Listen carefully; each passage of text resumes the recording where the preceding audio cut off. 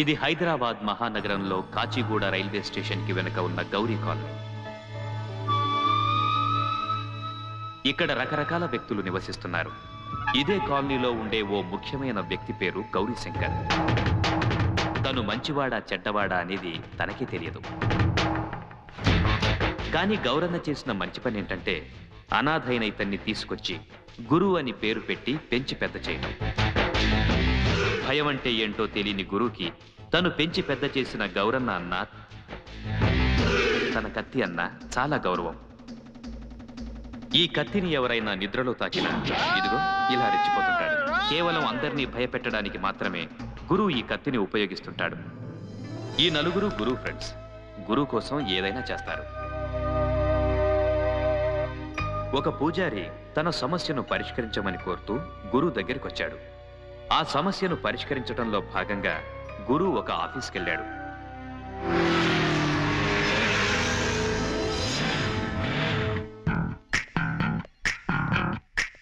అక్కడ గురువుకి ఈ అమ్మాయి ఎదురుపడింది. ఆ తరువాత గురువు జీవితంలో ఏం జరుగుతుందో ఇప్పుడు చూద్దాం.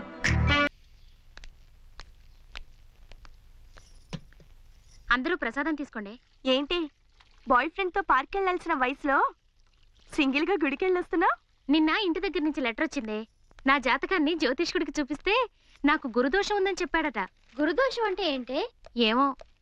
ఆ గురుదోషం పోవాలంటే ప్రతి గురువారం శివాలయానికి వెళ్లి గురుగ్రహానికి పూజ చేయాలట. అలా చేస్తే గాని వచ్చే సంవత్సరానికైనా నా పెళ్లి జరుగుతుందట. హే చిత్ర, పూజలు గురుగ్రహాల గురించి నాకు తెలియదు గాని కాచిగూడలో ఒక గురువు ఉన్నాడు.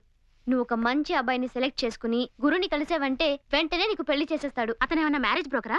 మ్యారేజ్ బ్రోకర్ కాదు, పెళ్లిళ్ళ పేరాయ కాదు.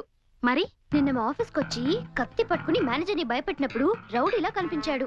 ఆ మేనేజర్ మోసం చేసిన అమ్మాయితో పెళ్లి చేసినప్పుడు ఒక పెద్ద మనిషిలా కనిపించాడు. తను చేసిన పనికి డబ్బులు వద్దన్నప్పుడు డిఫరెంట్ గా కనిపించాడు. టోటల్ గా క్వైట్ ఇంట్రెస్టింగ్ క్యారెక్టర్. అతని క్యారెక్టర్ మాత్రమే ఇంట్రెస్టింగ్ గా, లేక తను కూడానా?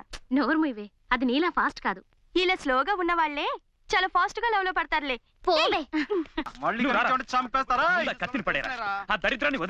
ఏంటన్నా నువ్వు ఆడిని ఒంటి మీద చేస్తే చూస్తూ వదిలేమంటావు నన్ను? వదిలేకేం చేస్తాం? వస్తువు ఇచ్చిన వాడు మనల్ని అడుగుతున్నాడు. ముందు తప్పు మనదిరా. అయితే మాత్రం వాడు చేసింది చాలా ఎక్కువ.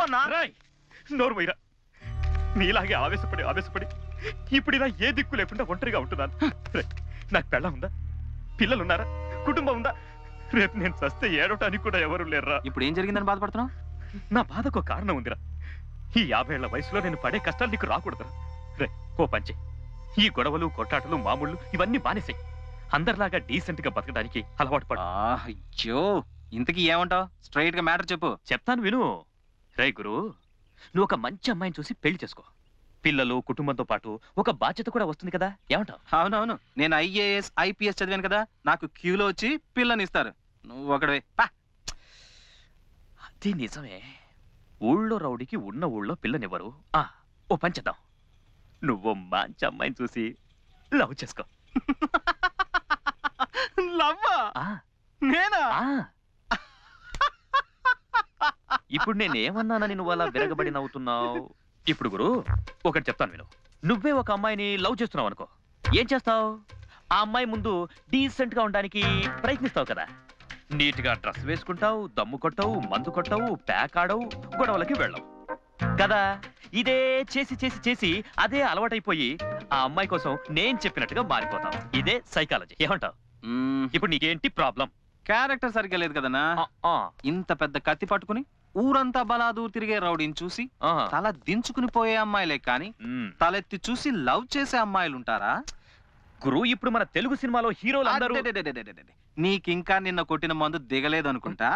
వెళ్ళి పడుకో. ఈ రోజు 2 సినిమాలు రిలీజ్ అవుతున్నాయి. బ్లాక్ లో రేట్లు మస్తుగుంటాయి. ఓకే, వస్తా. అరే గురు, రై అంతేరా. సినిమాలో హీరోలు చెప్తే డబ్బులు ఇచ్చింటారు. నేనెవరు? మాజీ రౌడీ, మెకానిక్ ని, కుంటోన్ని. నేను ఫ్రీగా చెప్తే వింటావా? గోపాల బాల నిన్నే చేరి నీ సన్నిధి చేరి టోయ్ టోయ్. ఏంటి ఇలాంటి పాటలు పాడుతున్నావు? నువ్వే పాడుతున్నావా లేక ఎవరైనా గురువు నేర్పించాడా? ఇంకెవరు? ఆ గురునే దీనికి గురు. ఏంటి కరెక్టా? అదేం కాదే, ఈ రోజు మార్నింగ్ థియేటర్ అక్కడ గురువుని చూసుంటావు. తర్వాత ఏమైందో చెప్పవే.